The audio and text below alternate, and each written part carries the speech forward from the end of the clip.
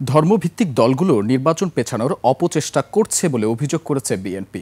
জাতীয় নির্বাচনের আগে গণভোটের কোনো সুযোগ নেই বলে মন্তব্য করেছেন বিএনপির মহাসচিব মির্জা ফখরুল ইসলাম আলমগীর। জুলাই সনদ থেকে নোট অব ডিসেন্ট বাদ দেয়াকে জনগণের সাথে প্রতারণা বলে মন্তব্য করেন তিনি। খালেদ ইবনে মিজানের রিপোর্ট। শনিবার জাতীয় প্রেস ক্লাবে জাতীয়তাবাদী মুক্তিযোদ্ধা দলের আয়োজনে এই আলোচনা সভা। সভায় বক্তব্য দেন বিএনপি মহাসচিব মির্জা ফখরুল ইসলাম আলমগীর। গৃহবন্দী জিয়াউর রহমানকে বের করে নিয়ে এসে দেশ পরিচালনার দায়িত্ব দেওয়া হয়েছিল। বিএনপিকে নির্বাচন ও সংস্কারমুখী দল উল্লেখ করে দলের মহাসচিব বলেন, জাতীয় নির্বাচনের আগে গণভোটের কোনো প্রয়োজন নেই। গণভোটের কোনো প্রয়োজন ছিল না, তারপর রাজি হয়েছে যে ঠিক আছে, ওকে বলছে ঠিক আছে আমরা করি।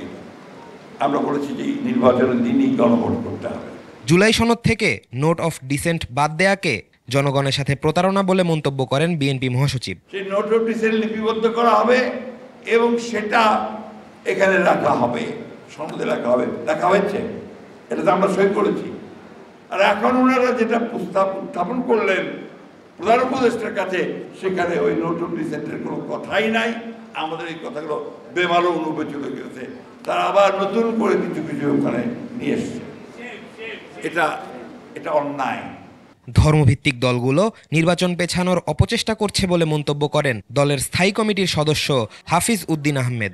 আজকে ক্ষমতায় যাওয়ার লোভে একটি ধর্মভিত্তিক রাজনৈতিক দল দেশে নানা রকম বিশৃঙ্খলা করার চেষ্টা করছে, নির্বাচনকে পিছিয়ে দেবার কিংবা বানচাল করার চেষ্টা করছে। বিচারের মুখোমুখি করার জন্য শেখ হাসিনাকে ফিরিয়ে দিতে ভারতকে আহ্বান জানান বিএনপি নেতারা। ভারত সরকারকে খুব পরিষ্কার করে আমরা বলতে চাই যে হাসিনাকে আপনারা বাংলাদেশে ফেরত দিন এবং তার যেখানে বাংলাদেশের আইনে যে বিচারের মুখোমুখি থাকতে হবে সেই বিচারের মুখোমুখি করার ব্যবস্থা করে দিন। খালিদ ইবনে মিজান, 21 টেলিভিশন, ঢাকা।